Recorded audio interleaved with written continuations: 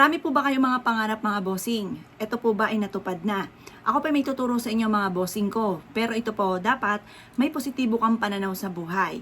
Kung ikaw po mga bossing ko ay isang negang tao at gagawa ka ng ganito, at kayo mismo ang kukontra sa inyo po mga pinapangarap, ay huwag ka nang gagawa muna.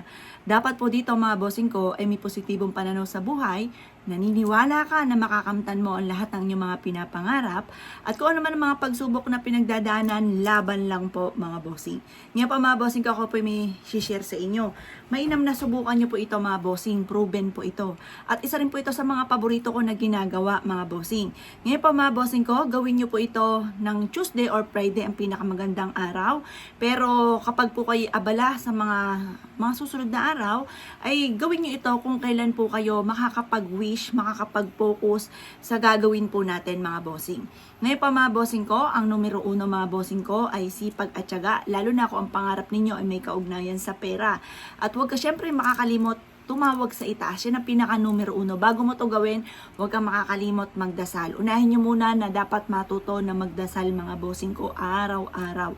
Ngayon pa mga bossing ko, subukan nyo po ito at ako po mismo ay siyang magpapatotoo. Hindi na ako magtuturo ng iba mga bossing, pero marami na rin po mga sumubok sa mga ganitong mga pamamaraan at talaga namang proven na proven, ang dami nagpatotoo na gumaan yung daloy ng swerte at lumevel up pa mga bossing. Yung ba tipong hindi pa inaasahan, level up ang swerte po nila. Ngayon pa mga bossing ko, ganito lamang po ang inyo pong gagawin. Kumuha po kayo mga boss ng malinis na papel at panulat. Humarap po kayo sa may gawing silangan kung saan liwanag ang sinag ng araw. Kung hindi mo alam ang silangan, lumabas ka ng tahanan ninyo ng mga bandang alas 7 ng umaga. Tignan mga bossing ko sa langit kung nasaan yung sinag ng araw, nandoon po ang silangan. Ngayon pa mga bossing ko, ang gagawin nyo lamang, ito po yung ating malinis na papel. Isusulat nyo dito ang lahat ng pangarap ninyo. Lahat-lahat, kung anong gusto po ninyo ultimo sa anak ninyo, sa karelasyon nyo, at saka syempre, halimbawa, manalo ka ng jackpot, makabayad sa mga pagkakautang, yun naman ang mga madalas na problema natin. Lalo na mga nanay, mga breadwinner ng pamilya, iyan po mga bossing ko, madalas na problema. Ngayon, ako muna, isusulat ko po dito, kailangan din po natin ng pouch na kulay pula. Mas maganda pula. Lalo-lalo na ngayong buwan ng Agosto, mga bossing, dapat pula ang ating gagamitin.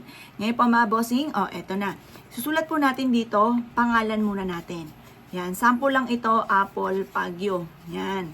Tunay na pangalan na mga bossing. At pagkatapos, sulat po natin dito, Manalo, yan po mga bossing, ako ng jackpot.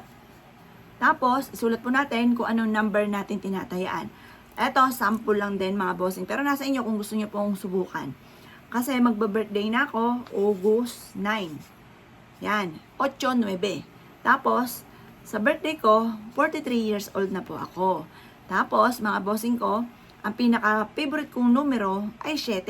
Ay di magiging 7, 8, 9, tapos 43.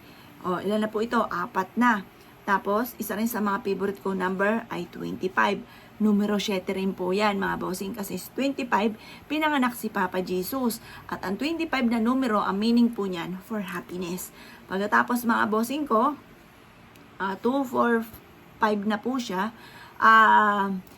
Iano ko na lang dito, mga bossing ko, yung edad ng aking bunsong anak, 11. Kasi 11 years old na yung bunso ko, mga boss. Ngayon po, mga bossing, iyan yung aking number. Tapos, sulat ko dito, sa number, kung ito,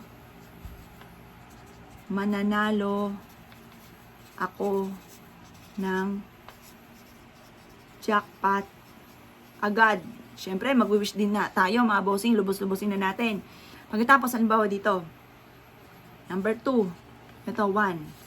Number 2, magkaroon ako ng milyones na pera agad. Yun, syempre mga bossing ko, mag-wish din naman tayo, lubusin na natin. Number 3, araw-araw, syempre, wishes lang naman to mga bossing ko ha. Araw-araw, milyon ang aking benta sa aking mga negosyo. Yun. Siyempre, mag-wish ka, lubos-lubosin mo na mga bossing. Pagtapos, sulat nyo dito. Halimbawa, magkaroon ako ng farm, or kaya po, gumaling ako sa aking karamdaman. Gumaling ako sa aking karamdaman at ang aking anak. Kung sino may karamdaman sa inyo, at asawa at magkaroon ng mahabang buhay. Basta masabi ko lamang, itodo-todo nyo lahat ang mga wishes po ninyo. Pagtapos na po kayo mag-wish, mga bossing ko, sabihin nyo po, matutupad lahat, ganyan po, hawakan nyo po ito, matutupad lahat ng aking mga wishes dito, agad-agad. In the name of Jesus, Amen. Kiniklaim ko na ang swerte. Ganun po mga bossing ko, kiniklaim ko na. I claim it. Ganun po mga bossing. Or kaya po, apple pagyo. Parang tinatawag nyo po siya, yayaman ka na. Hahaba ang buhay mo at ang inyong buong pamilya. Matutupad lahat ang mga pangarap at ikaw ay mananalo sa loto. Ganun po mga bossing.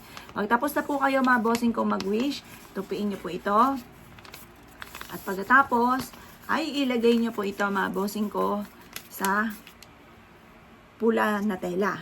Pagkatapos po niyan, tupiin, yan, ganyan.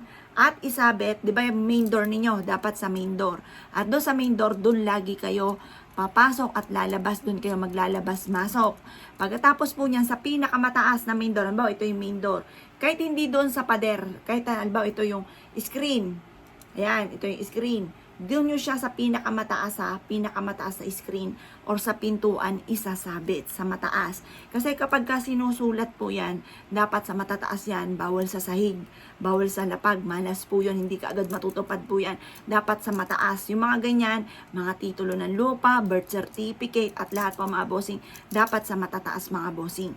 Huwag nyo ilalagay yan sa baba, malas po yun. Ngayon po mga bossing, kung ikaw'y naniniwala at nais po itong gawin, huwag na po kayo magpatumpik-tumpik pa. Subukan nyo po ito. Proven po ito at kayo mismo ay maa-amaze sa dami-dami ng mga blessing na darating po sa buhay po ninyo.